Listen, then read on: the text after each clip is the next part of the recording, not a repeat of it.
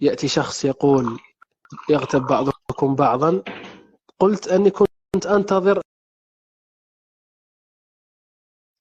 سمعت السؤال، لست مضطرا لإعادته. معليش أعيد السؤال.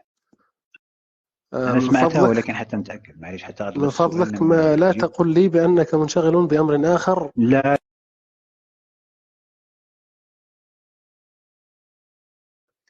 استغفر الله، عفوا. ابن عباس الذي يستدل به على الإنكار العلني، ابن عباس نفسه بنفسه قال فلا تغتب إمامك. هذا أولا. الأمر الآخر، هذه إبطال الاستدلال بأقوال الصحابة من عدة وجوه. ابن عباس نفسه يقول فلا تغتب إمامك، ويقول ابن عباس أيضا يقول أقول لكم قال رسول الله تقولون قال أبو بكر وعمر. الآن ابن عباس نفسه يبطل الاستدلال بابن عباس. ما هي الغيبة؟ الغيبة هي ذكرك أخاك بما يكره. طيب، الغيبة الجائزة هي نفس هذا. الغيبة الجائزة فيها نفس هذا، هو ذكرك أخاك بما يكره.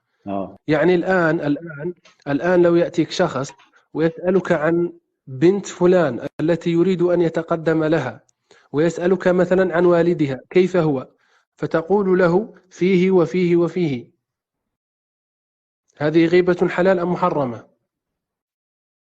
غيبة أم ليست غيبة؟ يبطلها حرمة الكذب. ماذا؟ تبطلها حرمة الكذب أخي الكريم. لا يا أخي. طيب لو علمت أن هذا الإنسان يريد قتله، أنا أسألك عن فلان أين هو وأنت تعلم أني أريد قتله، تجيبني تبطل كلامك بالكذب أم تكذب؟ يجوز لك أن تكذب بأن هذا الشخص يريد قتله. نعم، ظلما. أجيزه. تجيز الكذب هو مدام ظلما يا أخي حمزة، مدام ظلما نعم، مدام ظلما هو ليس ذكر لأخيك بما يكره. لا، افهمني.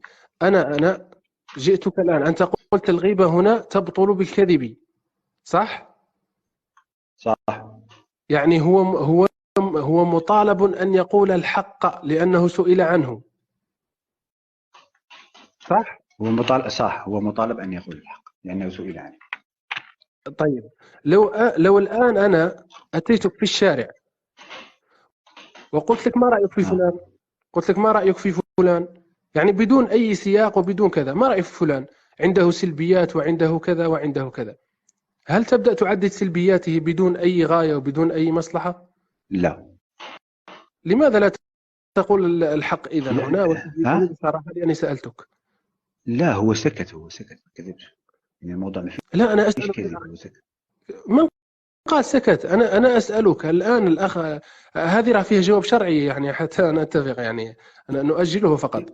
أنا أسأل شخص يريد خطبة فتاة معه وسألك عنها أو عن والدها حتى يصاهرها، هل تقول له ما فيهم أم لا تقول شرعا؟ هل هذه غيبة أم ليست غيبة إذا قلت له فيها وفيه وفيه من الأمور السيئة السلبية التي يكرهون أن يذكروا بها؟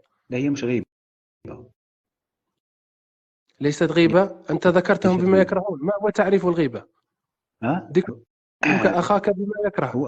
هو النبي صلى الله عليه وسلم قال ذكرك أخاك بما يكره عليه الصلاة والسلام. وهل هذا ذكرته بما يحب أم بما يكره؟ ولي هذا والد الفتاة أو الفتاة نفسها؟ ذكرت بما يحب بما يكره. نعم، ذكرت بما يكره. هذا تعريف الغيبة، صح ولا لا؟ صح.